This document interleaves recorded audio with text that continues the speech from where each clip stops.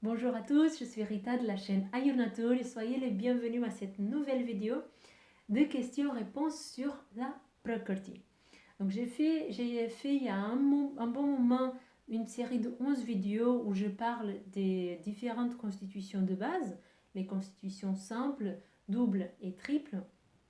Mais après j'ai eu pas mal de questions avec des gens qui me disaient mais j'arrive toujours pas à déterminer ma Prakriti. Donc j'ai décidé de faire ces 3 vidéos où je réponds à toutes les questions qui tournent autour du même sujet, quoi, quelque part. La première vidéo, j'ai expliqué exactement qu'est-ce que c'est la Prakriti et quelles sont les caractéristiques où on va se fier le plus. Donc elle est en lien et dans le descriptif de cette vidéo. Une deuxième vidéo où j'ai expliqué exactement comment répondre à ce test qui finalement, il y a eu pas mal de questions sur la réponse à ce test. Je suis désolée, ça n'a pas été aussi clair que je le pensais. Et là maintenant, je vous fais une vidéo.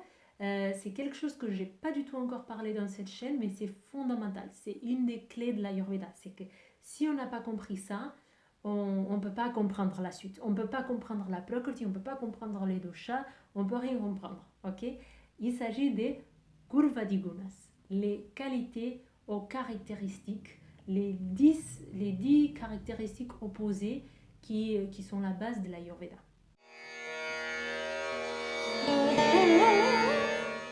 Qu'est-ce que c'est que les Gurvadigunas?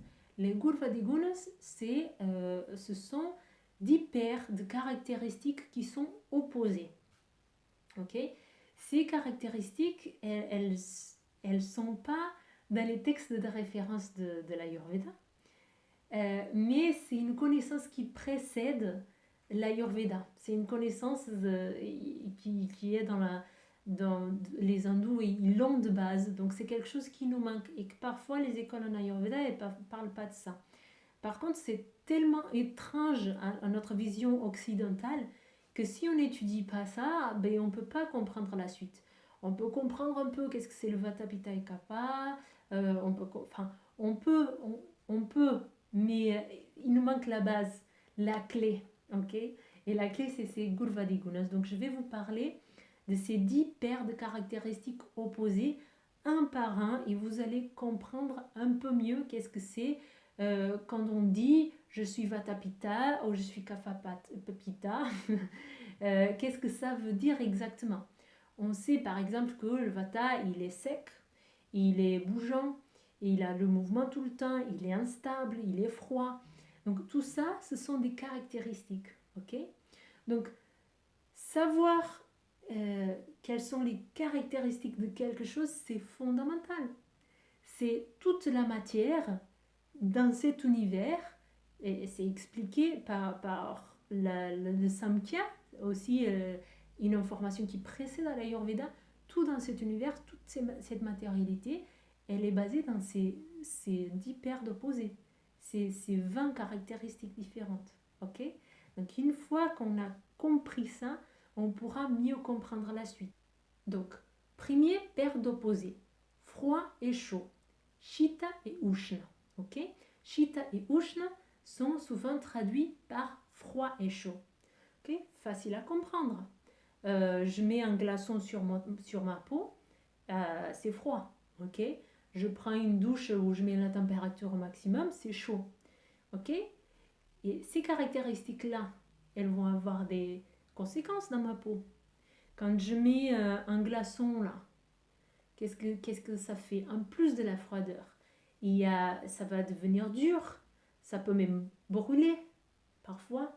Donc il y a tout un tas de choses qui se passent quand cette caractéristique, la froideur, quand Shita est présent. Okay? Avec la chaleur, c'est pareil. Il y a une vasodilatation qui se passe. Okay? Quand je mets de la chaleur, il n'y a pas que de la chaleur, il y a tout un tas de choses qui se passent autour de ça.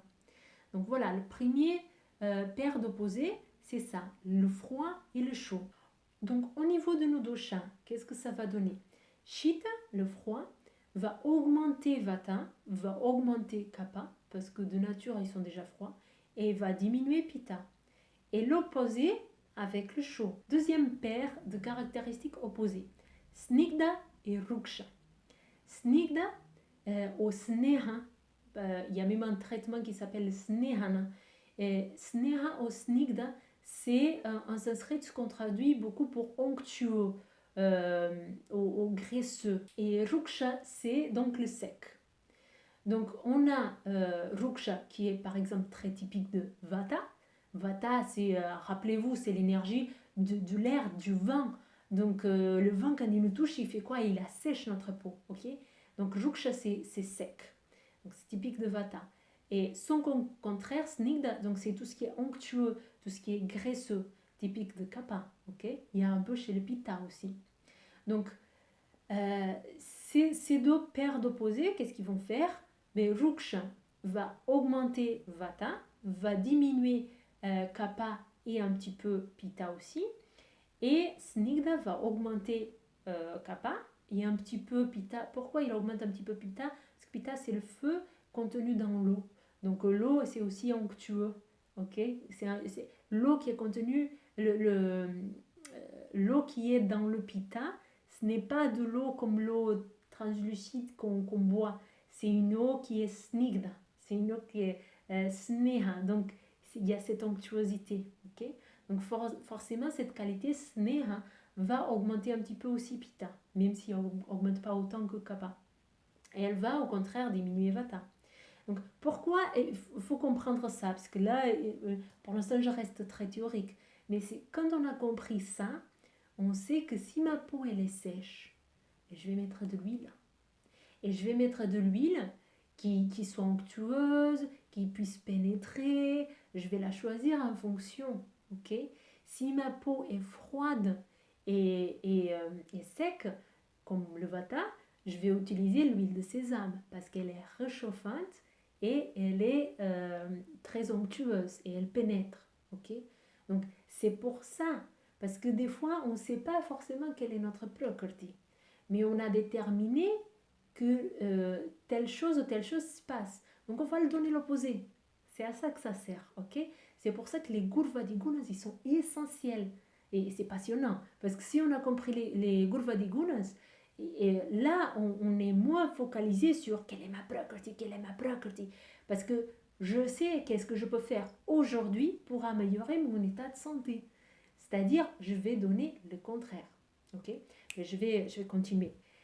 Troisième paire de Gurvadigunas, Guru et Lagu. Guru, c'est la lourdeur. Lagu, c'est la légèreté. Kapha, c'est déjà très lourd. Okay? Vata, c'est très léger. Okay? Un peu comme Pitta aussi. Donc forcément, si je donne quelque chose à un corps, quelque chose qui est Lagu, qui est léger, mais ça va augmenter Vata. Ça, okay? Ça va aussi augmenter un petit peu Pitta, parce que Pitta il est léger aussi. Si je donne quelque chose qui est Guru, c'est pour ça qu'on dit les gourous en Inde, parce que c'est la lourdeur. Le gourou, c'est la lourdeur, c'est cette connaissance qui est lourde. C'est beaucoup c'est pas forcément mauvais, hein. Des fois, selon notre vision des choses, selon comment on a grandi et selon nos croyances, on classe quelque chose de positif ou négatif.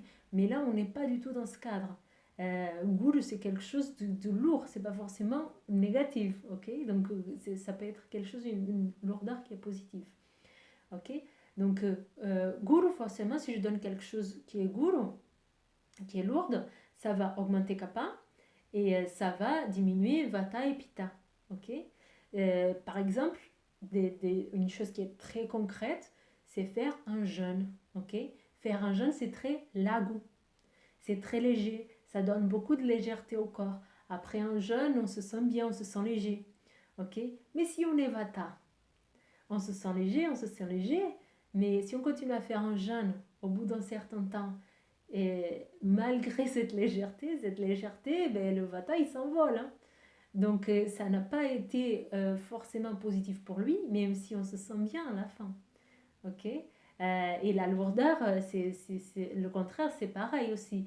Un Kapha, si on lui donne des choses qui prennent beaucoup de temps à digérer, etc., il va être de moins en moins bien. ok? Même si ça lui plaît, parce que le kappa, il aime bien la nourriture, parce que c'est le rapport à l'émotionnel, c'est toutes ces choses-là, ok? Donc voilà comment on utilise les Gurvadi Gunas. Quatrième paire, Shtula et Sukshma, ok? Les grossiers et le subtil. Grossier comme le kappa, subtil comme le vata et un peu comme le pitta. Alors, où est-ce que ça se manifeste dans la vie? Mais j'ai besoin de calmer mon kappa. Donc, je vais donner, par exemple, une méditation avec beaucoup de subtilité, avec beaucoup de chuchotement, avec beaucoup... Ça va calmer, ok? Donc, c'est là où on va voir, on va utiliser ces deux qualités. C'est beaucoup moins dans on est beaucoup moins dans la nourriture, même si on peut trouver... on peut aussi trouver de la nourriture où on donne ces caractéristiques-là, mais l'Ayurveda, ça va être beaucoup plus vaste. Donc les Gurvadi Gunas, ça va être un peu plus vaste. Cinquième paire, Sandra, qui est dense, et Chara, ou Drava, qui est la propagation ou la fluidité. Par exemple, le feu, il se propage. Okay, quand on met, si je prends une feuille et je la brûle avec un briquet, ça va pas être rapide là. Ça va pas être comme le mouvement de Vata. Ça va être une propagation lente. Ok? Donc ça, c'est propre de Pitta. Comment on va l'utiliser, ces paires d'opposés? Donc, cette fluidité, cette propagation, elle va augmenter Pitta et diminuer Kapha. Donc, Kapha, il est justement, il est densifié. Il n'a pas cette fluidité. Donc, de faire, par exemple, le tai chi, des petits mouvements comme ça, fluides, ça va l'aider. Ok?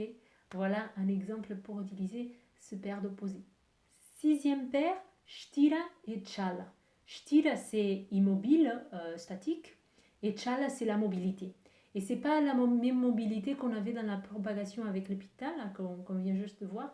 C'est la mobilité de Vata. Là, c'est vraiment tchou, tchou, on part dans tous les sens. Okay, forcément, pour calmer un Vata, si on a cette sensation, par exemple, si notre mental il s'agite, il part dans tous les sens, et on voit qu'il y a cette mobilité incessante, qu'est-ce qu'on va faire? On va utiliser des méditations, une méditation guidée ou un silence ou quelque chose où on se focalise, où on va calmer, on va chercher à être statique, on va dire à la personne ne bougez pas, comme dans le yoga, vous restez en position de lotus et vous bougez pas. Et ça calme, ça arrête tous ces mouvements. Ok? On va utiliser une caractéristique pour calmer celle qui est opposée. Septième paire d'opposés, Manda et Tikshna. Alors, ça peut être traduit de différentes façons. Ça aussi, il faut comprendre que l'Ayurveda, c'est pour ça qu'on utilise des mots en sanskrit. Parce que selon la traduction, le contexte qu'on va utiliser, la traduction elle ne sera pas forcément la même.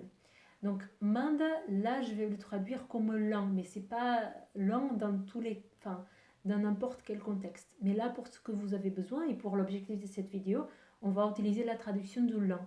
Et Tikshna, donc la rapidité pénétrante. Ok? C'est un peu ça, Tikshna, c'est cette notion de tranchant, de pénétrant. Ok? Donc, comment on va utiliser ça? En Pitta, par exemple, une personne qui a, si on a une caractéristique de Pitta qui est exacerbée, par exemple, c'est un énervement, une colère, donc c'est cet aspect tranchant. Okay, donc on va le donner son opposé, la lenteur aussi, pour calmer ce côté Tikshna. Okay. Huitième paire, Mridu et Katina. Mou et dur. Facile. Ok. Kapha, trop mou. Ok. On va le donner un peu des sports un peu plus dur. Ok. Vata, trop dur, trop crispé. On va le donner un peu des sports un peu plus lents, un peu plus mou. Ok. Voilà, pour comprendre. Neuvième paire, Slakshna et Kara. Doux et rugueux. Ok. Une des caractéristiques de Vata, c'est cet aspect de rugosité. Ok. Il y a un peu un attrite derrière. Donc on va donner des choses pour adoucifier ça. Je ne sais pas si ça existe en français, je viens d'inventer ce mot. Mais par exemple, le fait encore de mettre un peu d'huile de sésame sur la peau, ça va adoucir ce côté rugueux du vata. Dernier paire, Pichila et Vishada. Pichila peut être traduit comme gluant, collant. C'est pareil, pas dans tous les contextes, mais voilà, mais ça peut être traduit comme ça. Et son opposé, donc ça va être ce qui est non gluant, tout ce qui est clair, un peu transparent. Donc gluant, on a par exemple ces mucosités assez typiques d'un kapha. Mais peu importe, même si vous ne savez pas si quelle est votre constitution de base, ou quelle est votre vikriti, vous savez que vous avez des mucosités. Donc vous savez que vous devez donner l'opposé. Au moins déjà, vous devez éviter tout ce qui va vous donner plus de mucosité. Donc dans ce cas, vous devez éviter tout ce qui est produit laitier. Parce que ça va avoir cette caractéristique de gluant. Et donc, ça va faire qu'augmenter ces mucosités. Okay, et au contraire, vous allez donner des liquides qui sont clairs, qui sont transparents pour contrebalancer, donner un peu d'équilibre et combattre cette petite caractéristique que vous avez dénotée, que vous avez fait attention et que vous avez remarqué à l'intérieur. Voilà pour les 10 paires de Gurvaligunas. Et j'espère que vous avez compris pourquoi je vous parle de ça. Parce que malgré mes 2 dernières vidéos, donc qu'est-ce que c'est la Prakriti et comment faire les tests, vous pouvez encore rester avec des questions. C'est pas grave. Le chemin de l'Ayurveda, c'est vaste. On passe toute notre vie dessus, ok? Et c'est très intéressant. Et là, c'est une des bases que malheureusement n'est pas expliquée dans toutes les écoles d'Ayurveda parce que ça ne fait pas partie de l'Ayurveda, c'est une connaissance qui précède l'Ayurveda. Mais une fois qu'on a compris ça, l'Ayurveda est dit, c'est marqué dans le Charaka Samhita, un des textes de référence, qu'un semblable augmente son semblable. Et le contraire, il va diminuer. Donc là, pour utiliser cette expression qui vient de la Charaka Samhita, on va utiliser justement les Gurvaligunas. J'ai froid, je vais me mettre au chaud. Ok? C'est aussi simple que ça. Mais l'Ayurveda, c'est aussi simple que ça. Ok? Donc, même si vous n'avez pas compris quelle est votre prakriti et que ça vous prend la tête, laissez ça de côté un moment. Ça va évoluer, ça va mûrir dans votre tête. Vous allez pouvoir être de plus en plus objectif. Mais en attendant, vous pouvez utiliser les Gurvaligunas pour agir dès maintenant dans votre santé. Ok? Donc, vous avez des mucosités. Vous avez l'impression que ça a été là depuis toujours. Donc, vous avez l'impression que c'est votre prakriti. Ok? Vous ne savez pas, mais peu importe. Peu importe. Vous utilisez le contraire. Vous avez froid et vous avez la sensation que vous avez toujours eu froid. Mais vous savez pas si vraiment ça fait partie de votre prakriti ou pas, ou même la froideur, comme ça peut être vata et kapha, vous savez pas, mais peu importe, froid c'est froid, donc donnez-vous du chaud. C'est aussi simple que ça. Voilà l'Ayurveda. Comment utiliser l'Ayurveda? Ce n'est pas déterminé, maintenant je suis vata et je vais utiliser nourriture vata. Tout le reste de ma vie, c'est gagné. Mais non, c'est pas comme ça. Ok? Utilisez les Gurvaligunas. C'est beaucoup plus important. Si vous savez pas qu'est-ce que c'est un dosha, si vous savez pas qu'est-ce que ça veut dire prakriti, vikriti, peu importe. Vous avez compris les 10 paires d'opposés. Vous avez compris que que vous pouvez les utiliser pour votre santé, que l'opposé il va diminuer la caractéristique qu'on a et que si on veut augmenter une telle caractéristique, on va donner le semblable. Là, c'est très facile, c'est très simple. Il suffit d'être à l'écoute de vous-même et à l'écoute de tout l'environnement extérieur. Après, il faut être à l'écoute d'un arbre. Quelles sont les caractéristiques qu'il y a dans cet arbre? Il faut être à l'écoute de l'aliment. Il faut savourer l'aliment.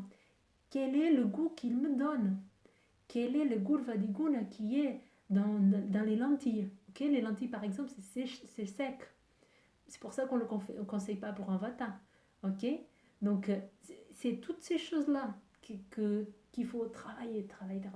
Et là, c'est là que vous vous approchez, que vous pouvez vraiment avoir un impact concret dans votre vie. Voilà, donc j'ai terminé avec ces 3 vidéos de questions-réponses suite à tous les emails que j'ai reçus. J'espère que ça a été clair pour vous.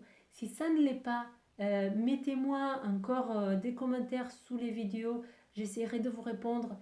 Comme ça sera visible pour tout le monde. Et si c'est assez compliqué à répondre, je ferai encore des nouvelles vidéos. Ok?